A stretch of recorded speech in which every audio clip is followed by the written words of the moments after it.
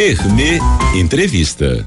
Como ensinar os filhos e as crianças a viverem em sociedade? Como falar sobre ética e cidadania? Questões difíceis, mas essenciais. A jornalista e escritora Dorinha Aguiar e a advogada Cibele Cadomoto produziram a coleção Cidadania e Ética, com ilustrações coloridas e muito interessantes, além do conteúdo. Eu vou conversar agora com a jornalista e escritora Dorinha Aguiar. Bom dia, Dorinha.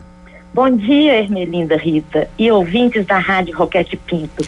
É uma honra conversar com você, jornalistas das mais respeitadas no Brasil. Muito obrigada pela oportunidade. Eu que agradeço a sua presença aqui no programa Rim Pauta da Rádio Roquete Pinto FM. Dorinha, como é que surgiu a ideia de produzir a coleção Cidadania e Ética e de temas polêmicos, né, para crianças e adolescentes de 7 a 13 anos? Surgiu da necessidade que eu vi como jornalista de enfrentar as péssimas notícias que nós ouvimos em rádio, TV, pelos sites, blogs, de violências e de tanta maldade que fazem com as crianças e com os jovens.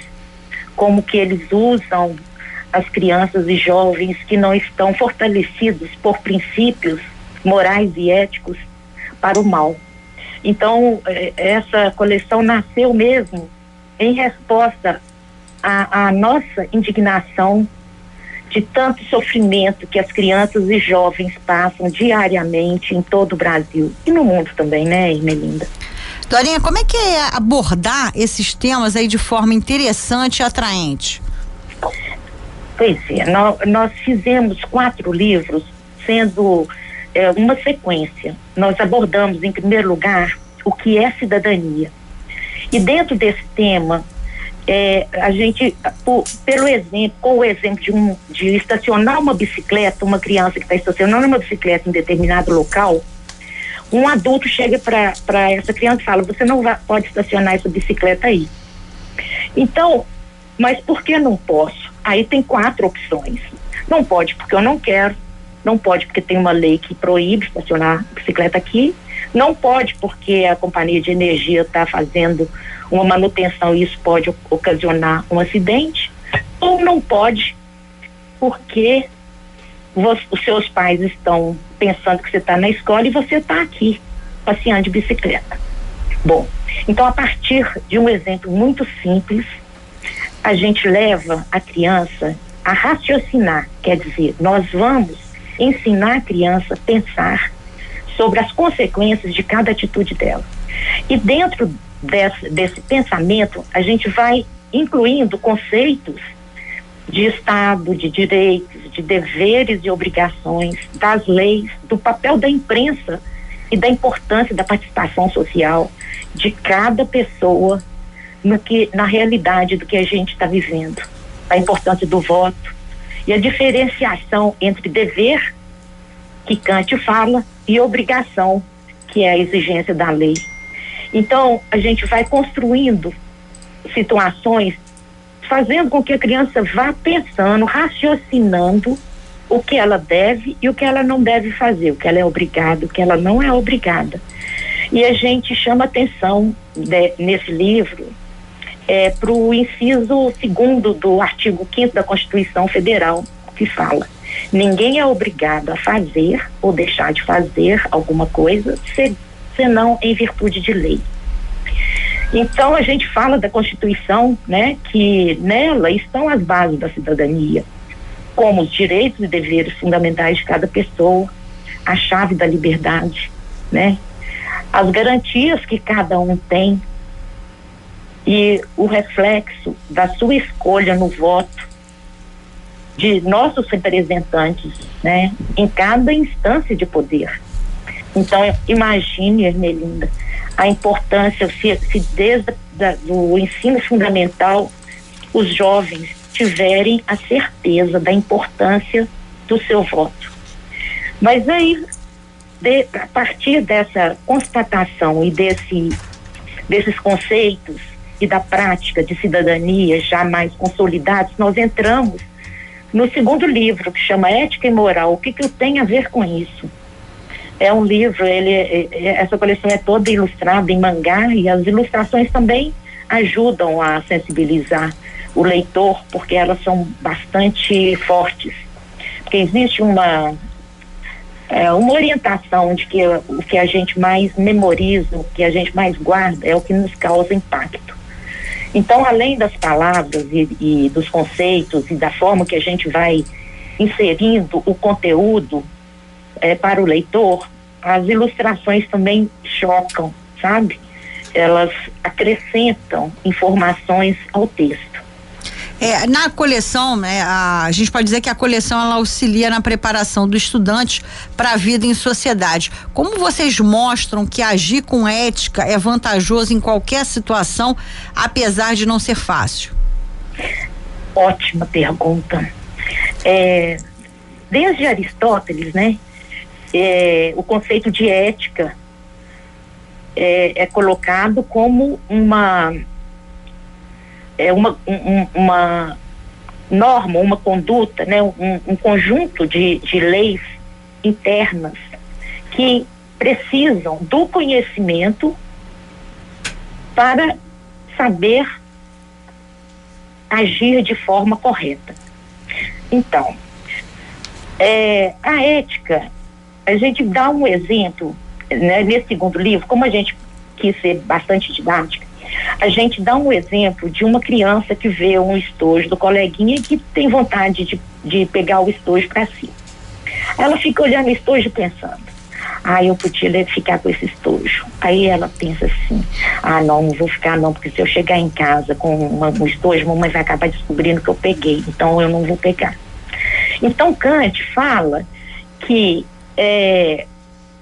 a decisão de não pegar foi a correta, mas a intenção não foi a correta, porque a intenção seria a máxima de ser sempre honesto.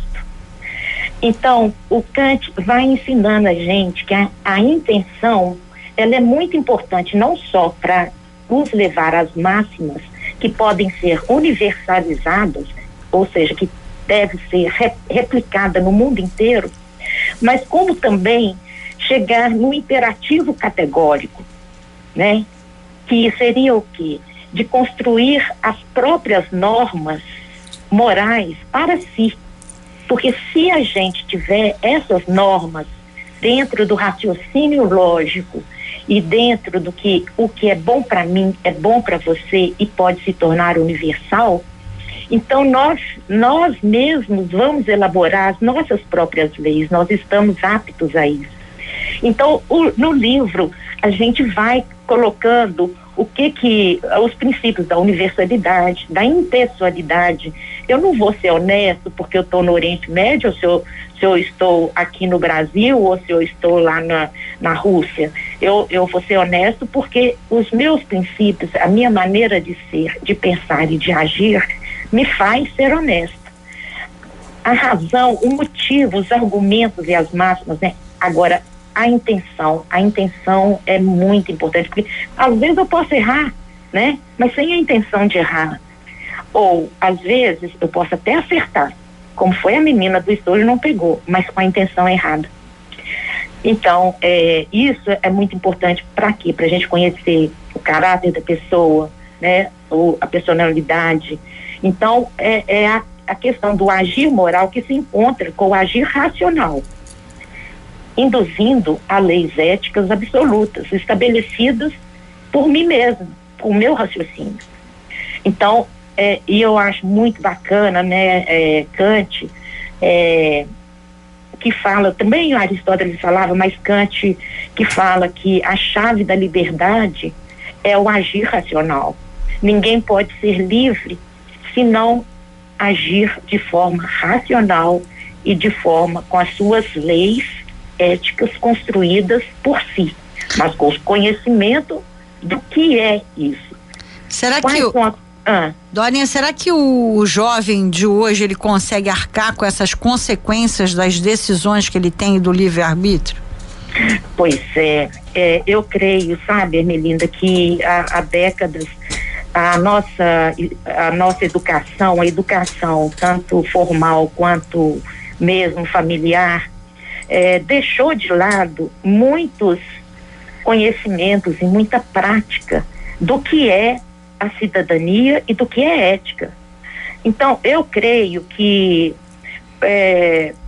a gente poderia dividir mesmo o país ou a nação de jovens em duas partes. Aquela que age como uma Maria vai com as outras, sem a responsabilidade de avaliar se as suas atitudes decorrem de verdades ou de influências más, né? E aqueles que já resolveram por si ou pela influência familiar e da escola a ser uma pessoa mais correta e buscar o que é verdade, raciocinar em cima. Qual é a verdade disso? Qual que é a consequência de eu agir, pensar assim, consequentemente de eu agir dessa forma? Eu acho que o país hoje está muito dividido, Ermelinda, e isso é muito triste, porque a gente acaba conhecendo ou reconhecendo que o brasileiro nem sempre foi tão bacana e tão leal e tão alegre, né? Ele está dividido e sendo influenciado por fake news, por boatos, e até pessoas boas, sabe? Mas a gente pensa, são pessoas boas, mas elas tiveram a responsabilidade de investigar se as suas informações são verídicas, se elas estão dentro dos conceitos de direito, né? Dentro do que respalda a nossa Constituição Federal. Então eu acho que essa divisão do país só prejudica, e eu acredito que a gente só pode mudar isso lá na primeira infância, Ermelinda, e investindo para que daqui a 10 anos, na próxima geração, a gente possa colher os frutos de uma nação mais consciente e mais responsável por suas atitudes, né? Vocês tratam também de assédios moral e sexual nos livros? Pois é, quando nós escrevemos esses livros, essa coleção, nós tivemos a preocupação de convidar mais de 5 revisores para nos orientar de como seria bom falar de temas tão complicados para crianças que a gente não sabe exatamente qual o grau de maturidade que ela vai receber esse conteúdo, né? Por exemplo, é altamente questionável educação sexual na escola, não pode falar em gênero, etc. Então nós falamos de uma tal forma, Ermelinda, que a gente não cita o assédio sexual, não cita a questão de gênero, mas a gente coloca 10 situações, aquelas que nós encontramos na imprensa diariamente e que ainda encontramos isso diariamente, de uma forma que o leitor, o mediador dessa coleção é que vai traduzir essas 10 questões com as palavras que sejam mais adequadas para a criança, sabe? Por exemplo, quando para entrar no assédio sexual, por exemplo, nós falamos assim: seu corpo, nosso corpo está sempre em transformação, precisamos cuidar bem dele para que tenhamos saúde e nos sintamos bem. Precisamos também estar atentos com relação aos outros, que nem sempre têm boas intenções, entende? Então a gente fala de uma tal forma, aí vem uma série de perguntas, a gente pergunta: se você duvidar de alguma atitude de alguém, o que você deve fazer, né? Você conseguiria dizer não para uma série de ofertas tentadoras? Que tipo de ofertas são? Sabe, então a gente vai instigando o mediador a traduzir para aquela turma, para aquela criança, uma forma de falar o que ela está vivendo e motivá-la a se abrir, a falar o que realmente está acontecendo com ela, as suas dores, a sua realidade. Então, dessa forma, nós descobrimos uma maneira adequada de não ferir ninguém, né? De não agredir ninguém, mas de possibilitar o debate sobre temas difíceis, questionáveis, muitas vezes reprimidos, mas que são temas que devem ser conversados, né? Vocês falam que a coleção, a gente pode dizer que ela instiga uma nova forma de pensar e de respeitar as relações humanas, sejam elas entre parentes, no trabalho, na escola, na comunidade. Você tocou na conclusão dessa coleção, Ermelinda. Muito obrigada por essa pergunta. Essa coleção instiga e motiva o leitor a viver com valores humanos. Então, desde o primeiro livro, o que é cidadania, por exemplo, a gente vai colocando conceitos e conhecimento acerca do que é cidadania. Depois vem o ética e moral. O que nós temos a ver com isso? Então, o terceiro e o quarto livro, o que são? Direitos das crianças, deveres das crianças. Nos 2 primeiros nós já vimos que para cada direito que a gente tem, alguém tem um dever. E quem tem esse dever? Pode ser o Estado, pode ser os pais, pode ser a escola, assim como cada um tem um direito, cada um tem um dever. Então, os 2 últimos livros devem ser lidos concomitantemente. Cada direito implica num dever. Então, se eu tenho o direito a um nome, eu devo respeitar não só o meu nome, mas também o nome dos outros. Então, eu creio que quando a criança terminar de ler esses livros, ela vai ter a capacidade de raciocinar qual é o nome que ela quer construir para o seu futuro, o que ela quer ser. Então, ela vai ter o livre-arbítrio que você citou para virar a chave. Nós até temos uma moedinha aí, que é aquela moedinha que nós jornalistas conhecemos bem, ver os lados da história ou da fato, né? Sim. Mas tem um lugarzinho ali de pôr uma chave, que é a chave que a criança pode virar para a sua felicidade, para construir a sua felicidade. E é esse o objetivo final dessa coleção. Agora, que direitos e deveres vocês destacam mais nos livros? Olha, o direito à vida e à saúde, o direito a cuidados especiais, o direito ao nome, o direito ao socorro, o direito à família e à sociedade, a educação, a profissionalização, a proteção no trabalho, a proteção contra, aí vem o Estatuto da Criança e do Adolescente, é uma lei que especifica alguns direitos. Então, a criança tem direito a viver em paz psicológica, integridade física. Os pais, a sociedade e o Estado devem protegê-las contra todas as formas de agressão ou violência. Então, direito à dignidade, o direito ao respeito e à liberdade, o direito a usufruir de uma natureza preservada em plenitude. Esses são os direitos. E os deveres são o espelho desses direitos. Muito bom.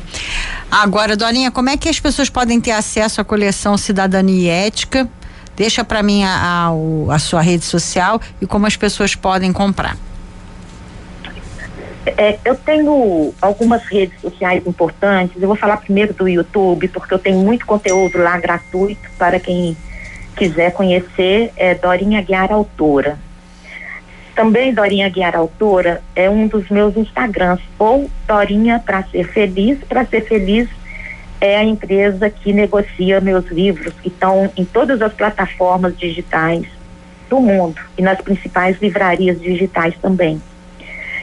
Eu tenho um site também, que é o www.dorinhaaguiar.com, e lá eu tenho não só uma síntese de toda a minha obra, mas tem também a opinião de professores, de escolas, né, de decorrências desse meu trabalho. Parabéns, bonito seu trabalho. E que você falou pelos direitos, né, e deveres das crianças, né, a vida, a saúde, né, socorro, nome, família, profissionalização. Olha, isso é muito importante para que a gente possa refletir sobre tudo que você. Isso aí não é uma coleção para criança, é uma coleção para todo mundo, né? Você sabe quem me falou isso? Um colega seu do Globo, o professor José Mendonça, foi jornalista do Globo durante décadas. Ele falou assim, eu posso falar? Pode. Falou assim, como é que é? A capacidade das autores de traduzir em linguagem acessível às crianças temas de alta indagação. a leitura dos originais, convencemos de que, dirigida a estudantes de primeiro grau, pode ser lida com muito proveito por adultos já entrados em anos. Achei tão linda essa apresentação dele. Agora, eu tenho uma carioca, sabe, que fez uma revisão didática. Eu posso falar dela também? Pode sim, claro. A Lígia Maria Oliveira, que fez uma revisão pedagógica, foi uma das que me motivaram a não só lançar a coleção, mas a mudar determinadas palavrinhas para não machucar ninguém, né? Então, a Lígia fala que essa coleção está numa linguagem compreensível a crianças, que é de grande valor pedagógico e muito mais também de grande valor social, pois apesar de ser destinada à educação escolar de crianças, é um rico material para qualquer família que tenha a intenção de educar seus filhos com base em valores compatíveis com uma vida social em harmonia. É emocionante, né?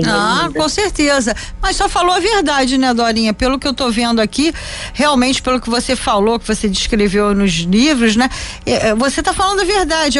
Muita coisa que a gente deixou de lado, né? Algumas gerações deixaram de lado os valores, né? A família, e a gente está vendo agora que isso tem que ser respeitado, independente da sua idade, independente de onde você esteja. A gente tem que ter respeito, né? Acima de tudo. Isso. É tão importante, e esse respeito está faltando em tantas áreas, né, Irmelinda? Infelizmente. Olha, parabéns aí, sucesso para a coletânea, sucesso aí para a coleção Cidadania e Ética. Eu conversei com a jornalista e escritora Dorinha Aguiar. Muito obrigada, um grande beijo aí para você. Muito obrigada, Irmelinda, e ouvintes da Rádio Roquete Pinto. É um prazer falar com vocês. Beijo. Beijo.